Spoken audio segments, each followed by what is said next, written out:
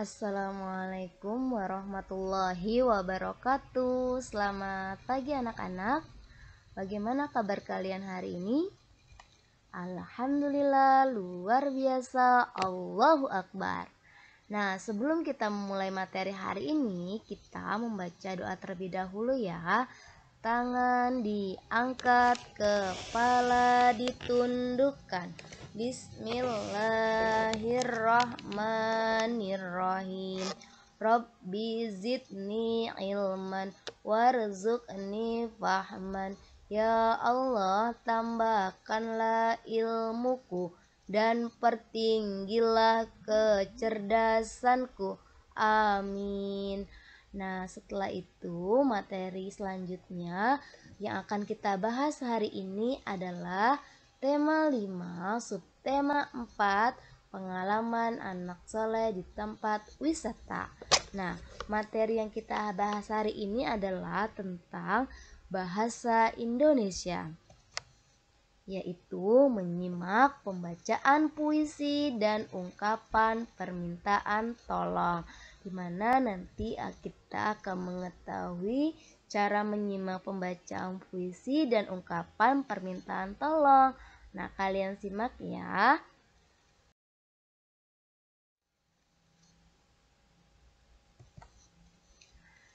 Nah, di sini saat menyimak pembacaan puisi yang harus kita perhatikan dengan baik adalah yang pertama, artikulasi, intonasi, ekspresi dalam pembacaan puisi.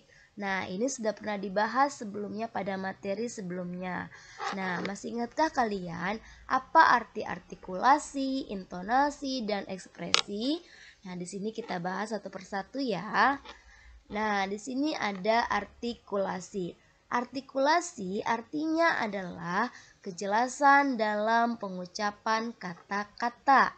Nah, sedangkan intonasi di sini adalah ketepatan penekanan kata-kata. Dan ekspresi di sini raut wajah saat membaca kata-kata. Nah, inilah yang harus diperhatikan saat menyimak si pembaca puisi membacakan sebuah puisi. Artikulasi, intonasi, dan ekspresi.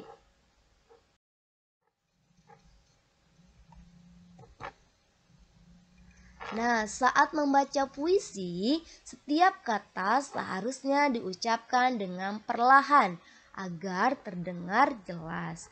Membaca puisi juga harus memperhatikan penekanan pada kata-kata tertentu. Ekspresinya pun pembaca puisi harus sesuai dengan kata-katanya atau maknanya. Ini adalah ketika kita menyimak pembacaan puisi. Nah, di sini ada sebuah pengertian puisi.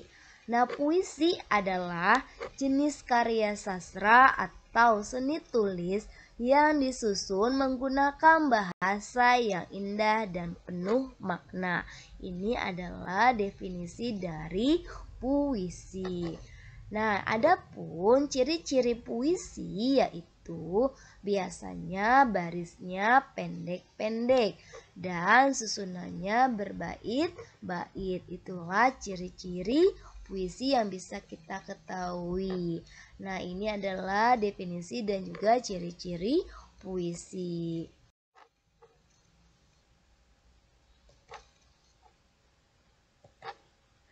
Nah, kemudian kamu dapat mencari makna kata yang belum kamu ketahui dengan menggunakan kamus. Atau juga kamu dapat mengetahui makna kata dengan bertanya kepada orang tuamu atau guru. Dan mengetahui makna kata, kamu akan lebih mengerti isi puisi yang akan kamu baca. Itu adalah gunanya kita mencari makna kata yang kita belum ketahui dalam kata-kata puisi tersebut. Nah, di sini pada halaman 130 ada sebuah puisi karya Siti Hartina, di mana ini sudah dibahas sebelumnya ya. Pemandangan yang indah, suasana di desa, di sebuah desa, menggugah tatapan mata yang memandangi, terpana akan pesona alam yang memukau. Hadirmu membuat semua berarti sebagai bukti anugerah Sang Pencipta. Alam semesta, bawalah bait rindu di peraduan malamku. Ingin ku tatapimu. Dikala ku terjaga, membuka jendela dan menatap sang surya. Nah, ini sebuah puisi, ada kata-kata yang harus kita ketahui. Di antaranya yaitu ada kata-kata menggugah, terpana, memukau, di peraduan, dan juga sang surya. Nah, dari kata-kata ini kita akan mencari tahu makna kata dalam puisi tersebut. Nah, yaitu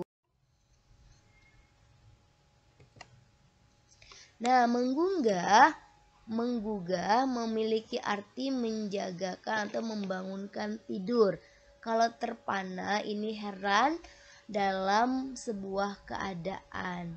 Memukau memiliki arti mengagumkan. Di peraduan di sini memiliki arti tempat beradu. Sang surya di sini memiliki arti matahari. Nah, ini adalah arti atau makna kata dari puisi yang telah tadi kita baca bersama-sama. Nah, kemudian selain itu ada langkah-langkah dalam menulis puisi, yaitu diantaranya yang pertama kita harus menentukan tema puisi. Nah, temanya apa nih? Nah, setelah kita menentukan tema puisi, baru kita menuliskan kata-kata indah yang sesuai dengan temanya. Kemudian sudah menemukan kata-kata yang indah sesuai tema, maka menyusun kata-kata tersebut ke dalam beberapa baris puisi. Nah, inilah langkah-langkah ketika kita ingin menulis puisi. Nah, bisa kalian coba nanti di rumah ya.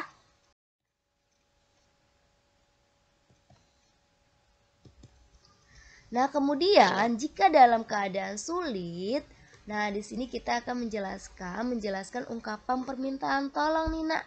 Nah, jika kita dalam keadaan sulit, tentu kita memerlukan bantuan atau pertolongan orang lain. Nah, permintaan tolong harus diucapkan dengan santun dan lembut. Jika meminta tolong dengan santun dan lembut, orang yang dimintai bantuan akan bersedia membantu kita. Nah, jadi ketika kita ingin meminta pertolongan orang lain, harus ucapkan dengan bahasa yang santun dan lembut.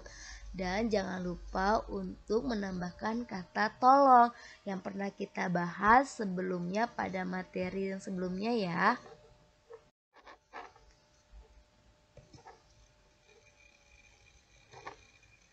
Nah, di sini ada sebuah percakapan. Lihat di sini, maaf mengganggu. Namaku Beni. Bolehkah meminta tolong mengambilkan foto dengan latar Candi Borobudur? Oh iya, namaku Dev. Aku pengunjung Candi Borobudur. Bagaimana kalau bergantian mengambil fotonya? Nah, di sini adalah sebuah percakapan antara Benny dan Dev, di mana mereka saling meminta tolong agar meminta difotokan secara bergantian. Nah, pada gambar berikut ini, sikap Benny kepada orang lain